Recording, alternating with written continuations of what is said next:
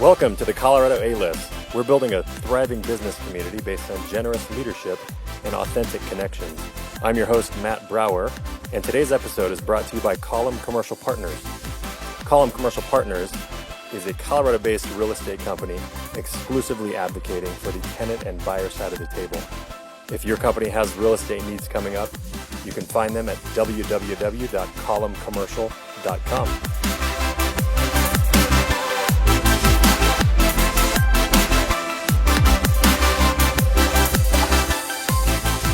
Hello, our guest today is a thought leader and entrepreneur on the topics of branding and marketing.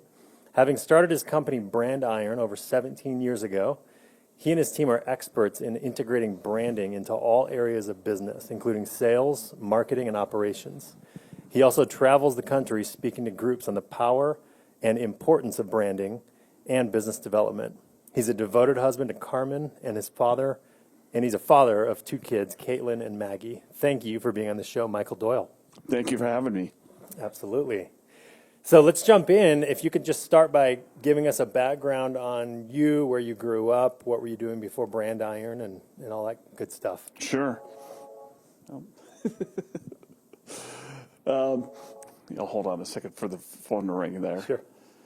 I grew up in San Diego, actually Carlsbad to be exact, and grew up there and loved to live growing up there as a kid. It was great. Were you born in Carlsbad? I was born in Arizona, where my mom and dad went to school at Arizona State. Ooh, that's where I went. Okay. Oh, yeah? Yeah. Awesome.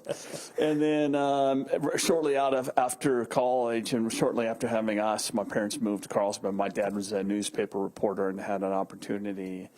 And so that's why they moved out there. And so cool. It was a great place to grow up. I absolutely loved it. Carlsbad is beautiful. I've been there a couple of times. Yeah, it was great. It was a perfect place to grow up as a kid. We surfed all the way as a kids, and we did that all through high school and summers in college, and it was awesome. Cool. One of my very good friends lives in Carlsbad, and I know listens to this. Hi, Marie.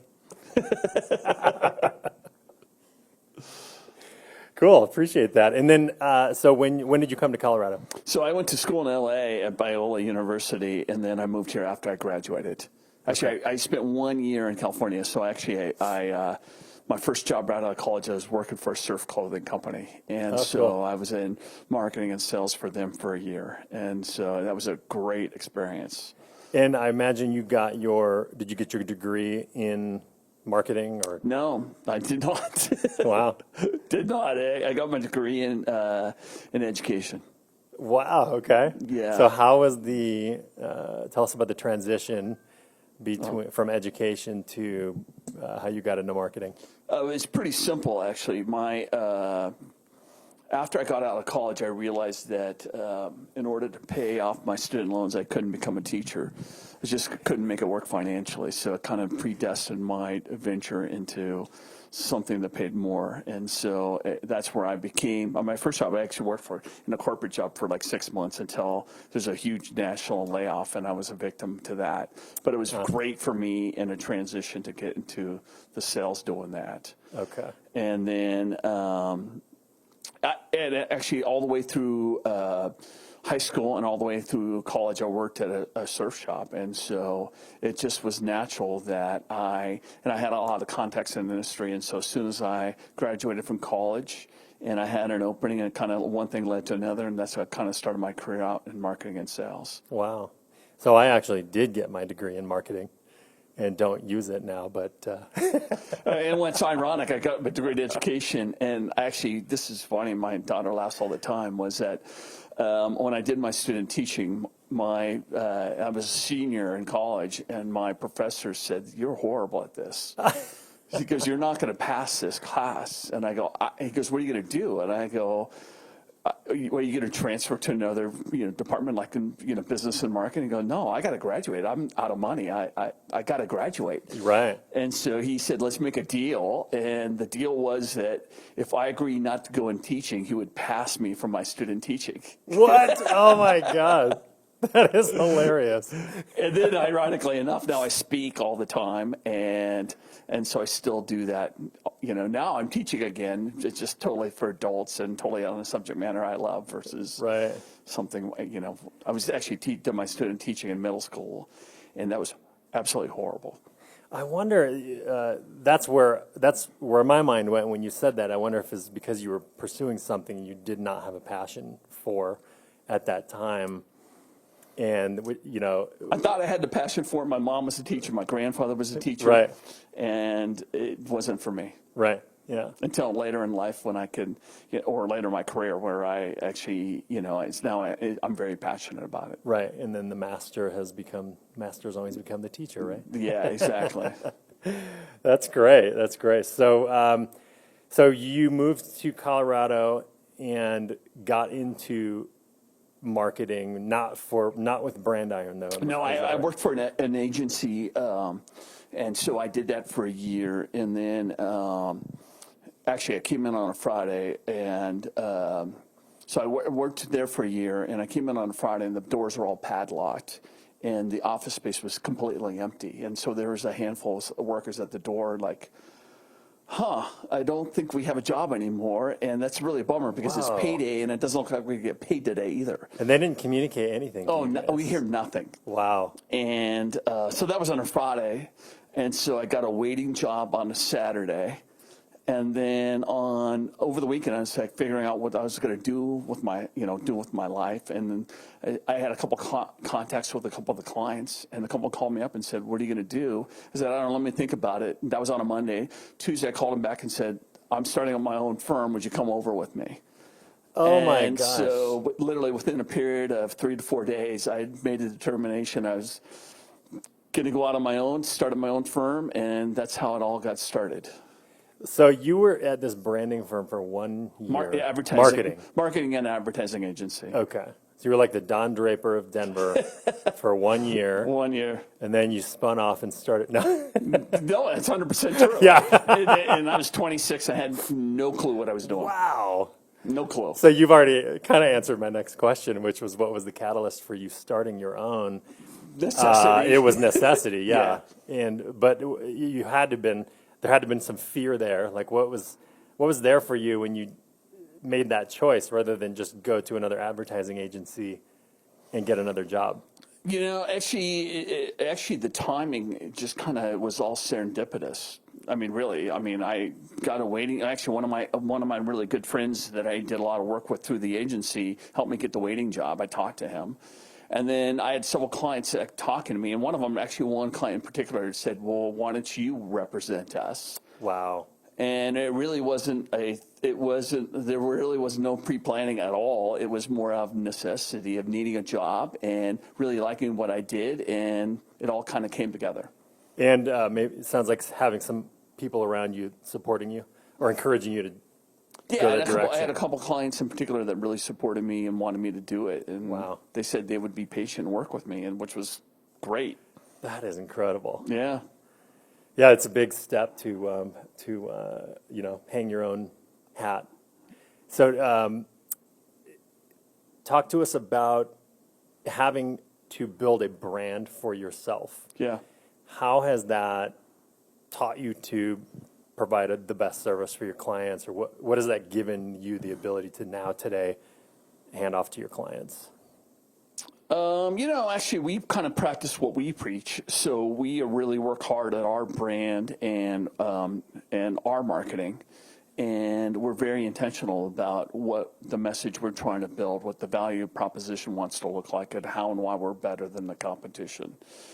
And so, actually, one of the employees here, we're talking about this sort of today, where she was talking to one of our clients and how she loves it because it's a pain in the ass, but we treat ourselves like a client, and I'm a very demanding client. Right. But I mean, we need to do that for ourselves, so we stay in front of our own brand, our own marketing efforts, and taking a look at how do we market ourselves online, how do we market utilizing different technologies and staying current and active. And the speaking probably has a lot to do with your success. Yeah, that as helps well. a lot, actually. Anytime we get in front of an audience and I get the opportunity to talk about a particular subject matter, branding or marketing, Right. it helps a ton. How do you find your speaking engagements? We do the same. We represent not only, we do a lot of work for myself, but then we have probably a half dozen different speakers, authors that we've helped package their brands, their speaker sites, their media kits. And then we do a bunch of PR and traditional marketing work around different trade or industry associations and different national conferences or local conferences and that types of things. Okay, so you have the branding and marketing agency called Brand Iron. What brand are you speaking under? Is it Michael Doyle or is it something Actually, else? I do both. I speak with Brand Iron as well, but then I have actually I wrote a book, but we're finishing editing it, and we're going to self-publish this summer, this early fall. Oh, cool. Called Seven Secrets of a Brand Champion. So I Seven speak Secrets of a on Brand Champion. for Brand Iron, but then that's what the branding and marketing topic. I talk on that, and then I do a lot of talks for the Seven Secrets of Brand Champion. Then I do a lot of other various talks, like I speak on the importance of branding your capital raise decks to raise money, the importance of branding a position company to get acquired. Wow. Okay. So we do I do very specific ones like that as well too that are very popular. Okay. Wow. So really quick, the book. Yeah. When do you think that's going to be ready?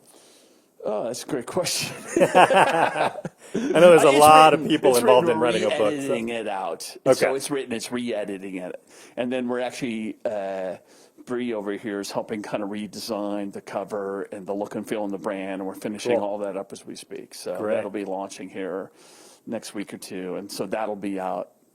We're going to self-publish it this summer sometime. Gotcha. Okay.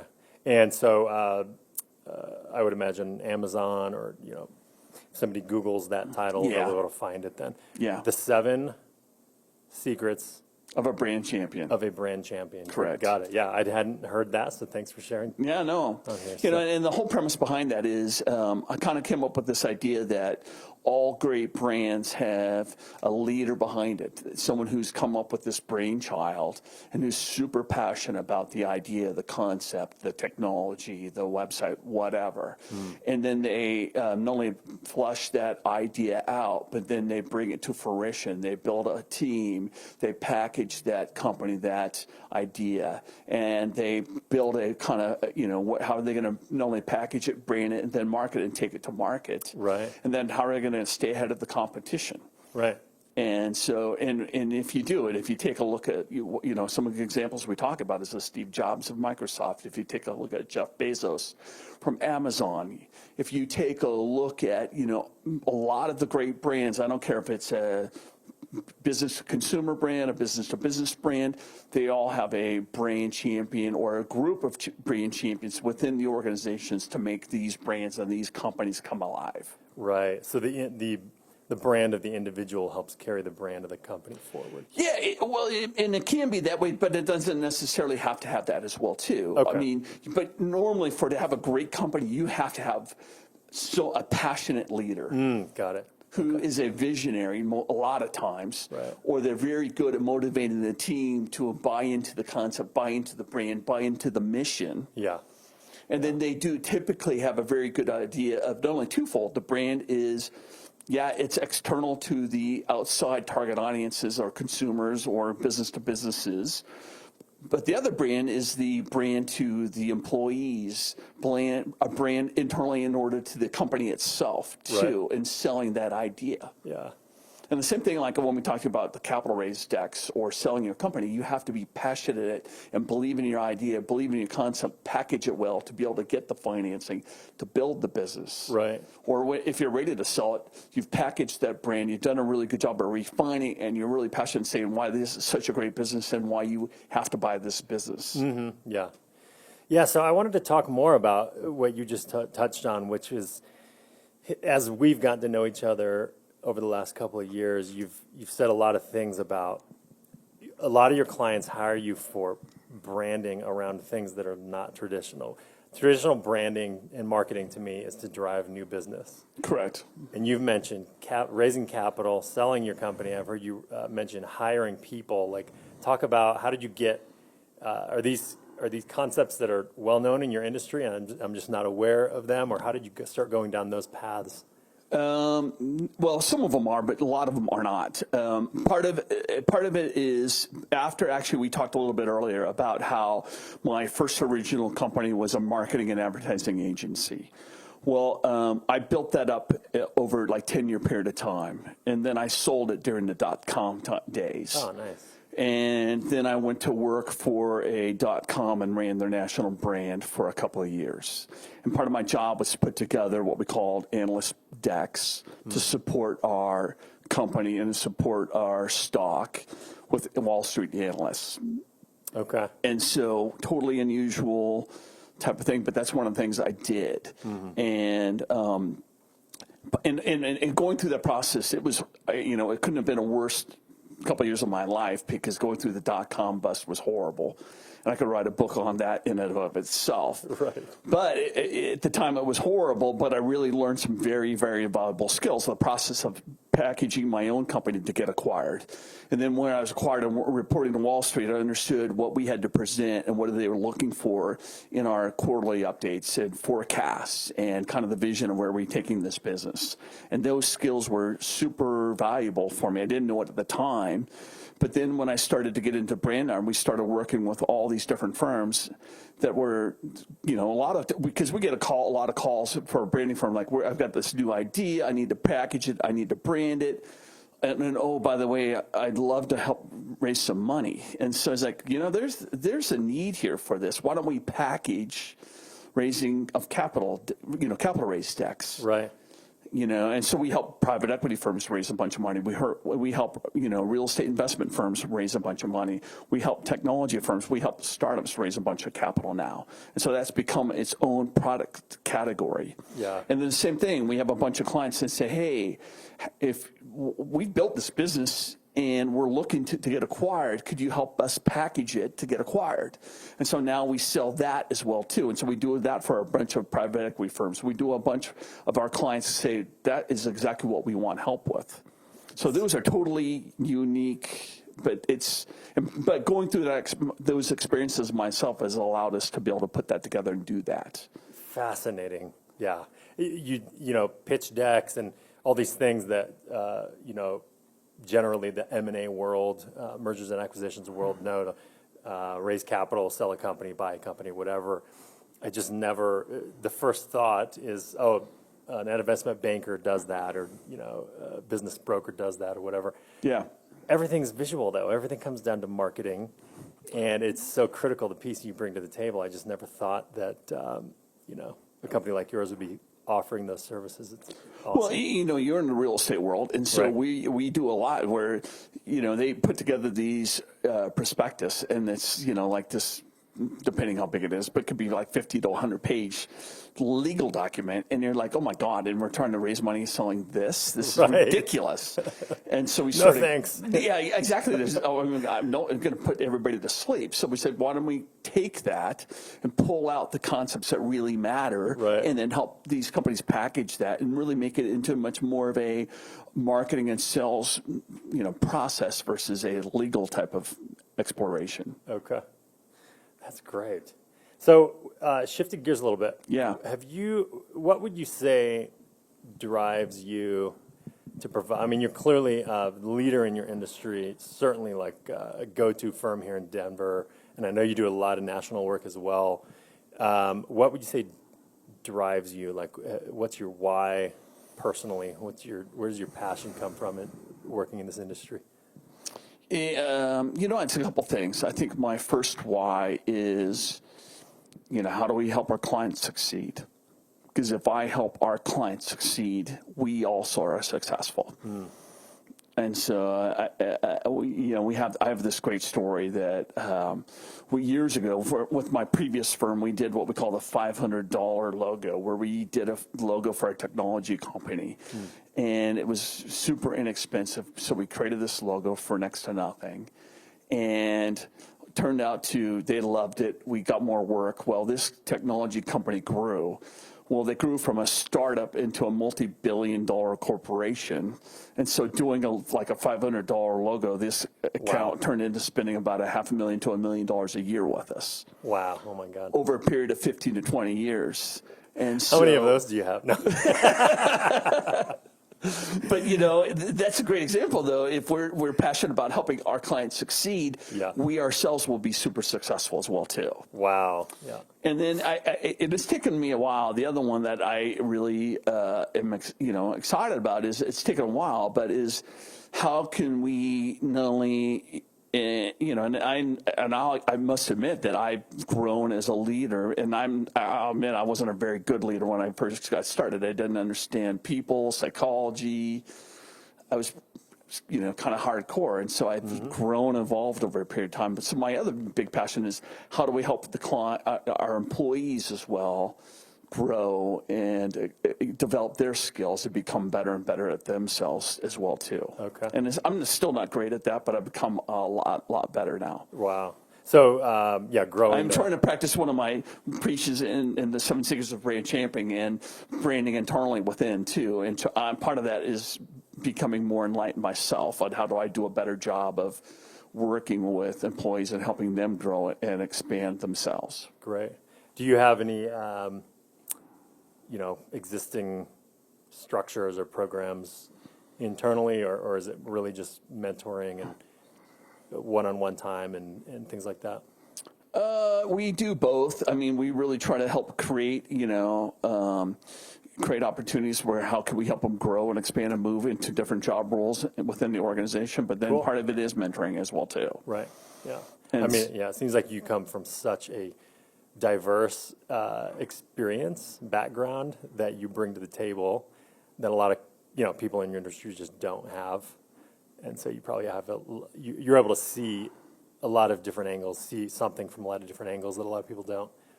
Oh, so, yeah, well, going to school to be a teacher and then working in the surf industry is totally different than selling my company to a .com that was owned by a Wall Street private equity firm. Right. And you talk about two totally different clashing cultures. Yeah. And, and then today, too, is the management style today is totally different than what I grew up with. Yeah. And it's quite a bit different. And so you're having to focus on those softer skills, if you will. That's great. Cool. So. All right. So let's move into kind of what I call the rapid fire section of this. So this allows us to just really get to know you better personally. So we'll just get started here. Who is your hero? My dad.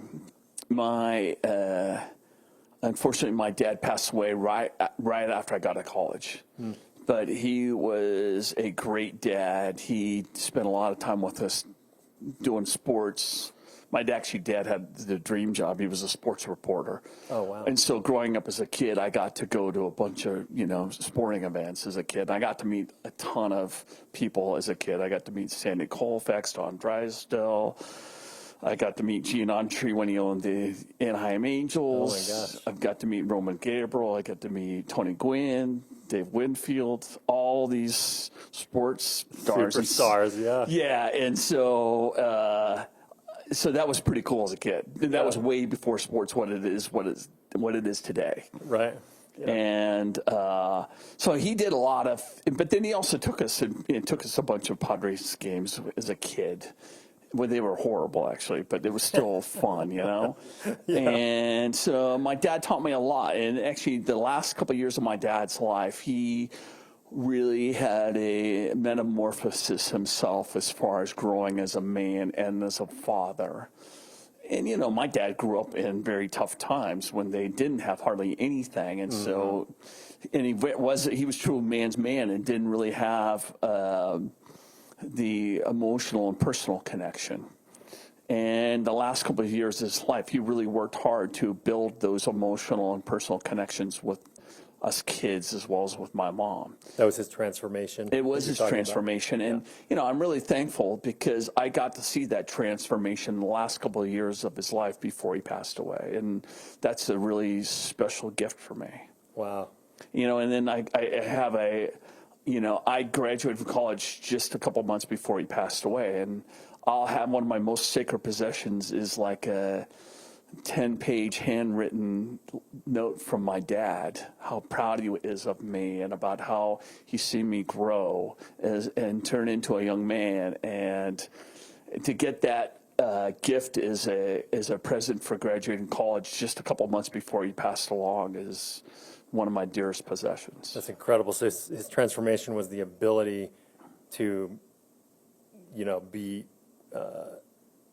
vulnerable and get just really be express himself. Yeah, and because it wasn't part of his upbringing. Right. Yeah. And so for him great. to grow, and I think part of it was, his faith, but part of it was getting in touch with himself, and then wanting to have a desire to have a better relationship with his family is what drove him. That's and great. I think we all got to experience that, and it was a real gift to be able to experience that before he passed away.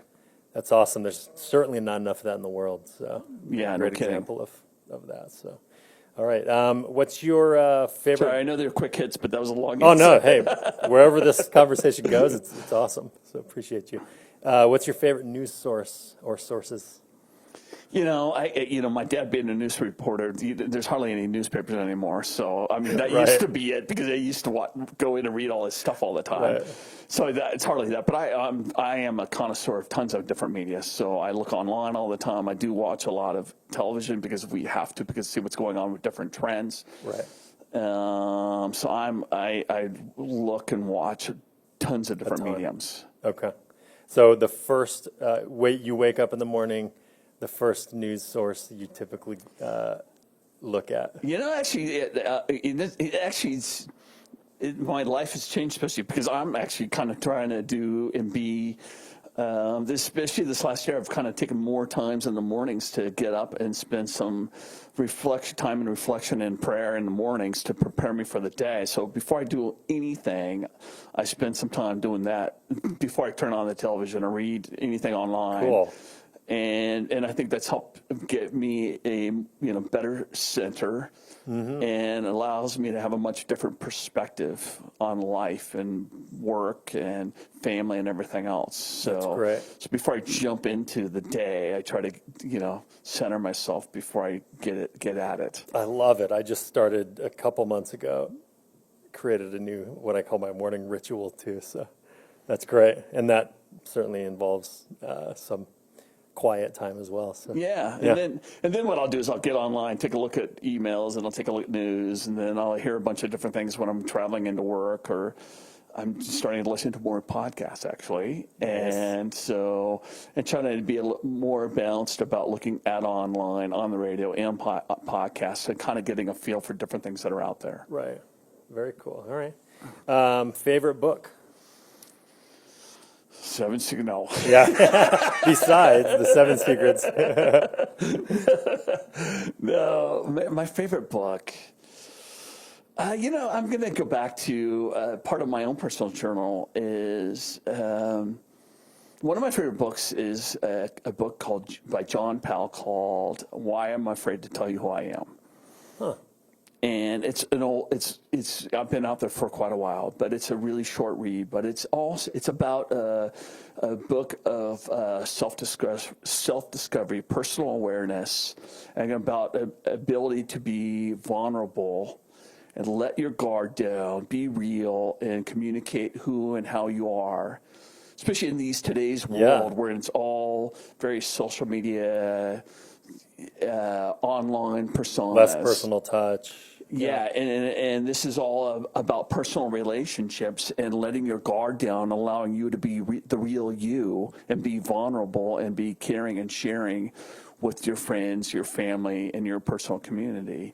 And it was really part of my genesis to help me read this book about, self-awareness and not only self-awareness, but, allowing yourself to be vulnerable. Wow. Sounds like very similar to the transition your dad went through just before he passed. Yeah, and that's really, not only reading that book that I read years ago, and I reread it every couple of years because it's Good recentering. And then kind of this last year, kind of being spending more time in reflection and prayer in the morning really helps me with that, and it just prepares me to be a much better person, be a better man, a better spouse, better father, better leader. Yeah.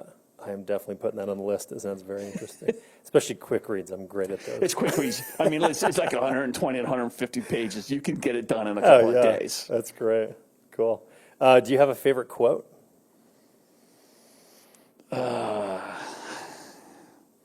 Actually, so one of the ones we've been using around here, it's either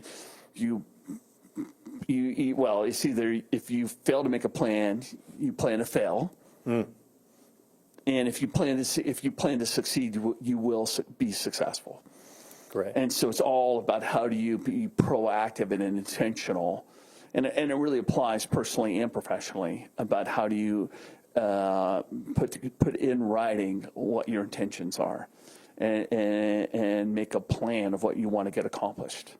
Whether it be spending time with someone in specific, like your kids or your spouse, or if you want to accomplish specific goals and objectives at work. So I like that quote. Cool. Yeah, that's great. Favorite technology? Favorite technology. Well, I mean, you talked about what differentiators for work is we really jumped in head first a couple of years ago into marketing automation. And so we support a bunch of different marketing automation implementations for a bunch of different clients. But then we also resell quite a few different platforms as well, too. So that's become a really interesting niche that we've grown a part of, and I love it. Cool.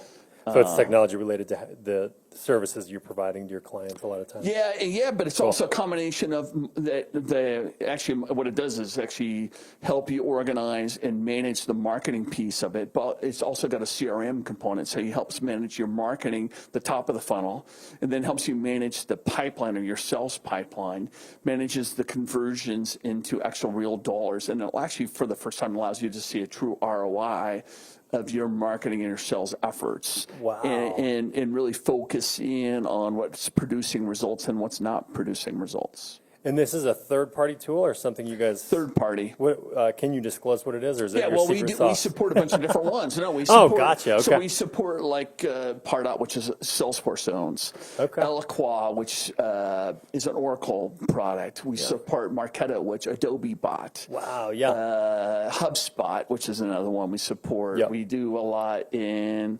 I'm forgetting now. SharpSpring's another one we resell. Yeah. So there's we've probably worked in 10 or 12 different marketing automation platforms. Wow, that's cool. Yeah, I mean, so yeah, it's basically tracking KPIs, helping the whole flow of a transaction or a sales process. Yeah, we call it a marketing sales process. Yeah. So how can you not only define that process, develop the content that you're going to utilize, right, in your email marketing, in your social media marketing, in your online pay-per-click or organic campaigns, how you're going to make and track conversions into opportunities, leads that turn into opportunities, and then turn into an actual sell, whether it be with a specific consumer or a business, and then be able to track and monetize and say what's producing the ROI you want and what's not producing the ROI you want. Wow, yeah, that's cool. Yeah, it's really cool. We try to use CRMs to the best of our ability and never use them great, but yeah, they certainly help through the process. 100%. But what's really cool is when you can see and track an individual or a company, the engagement. And actually, it's got a predictive thing to it nowadays. So there's AI involved and says, based on the parameters you set up, lead score parameters on engagement and interactions. And so it has a predictability piece and say this prospect or this company is really interested because they opened up your emails, they've come to your website, they're engaging with you on social media, and they should be contacting you. And it's really cool to see. And I know this person's contacted or watching us. Right. Yeah. And looking at our stuff, are they going to call? Are they going to reach out? And Right. a lot of times we can predict about when it's going to happen based on the interaction or the engagement. It is pretty amazing what that technology can do. Yeah. All right. So last question. What's your favorite way to unwind? So it's coming back to trying to find my center. So it's either, going and working out. Actually, really interesting. Carmen and I have been together for like 6 years now. And so she got me into CrossFit. So I do CrossFit with her, and I got her into her cycling. So cool. we do CrossFit and cycling together, which is awesome. And I love to fly fish. I don't get to do it much, but I love to get on the water and do that as well too. Yeah, that's fun. And then just going out and doing stuff as a family. I mean, I've got a kid that I'm heading off to college here in a couple of months, and so I'll be an empty nester soon. And so I cherish those moments we get to spend as a family, because you don't know how often it's going to happen again. So Very cool. yeah, That's great. Well, Michael, as we mentioned earlier, the intent of this podcast is to create a thriving business community based in generous leadership and authentic connections. And so we very much appreciate your generous leadership today. Hey, thank you very much for having me. I really appreciate it. All right. Have a great one. Thank you.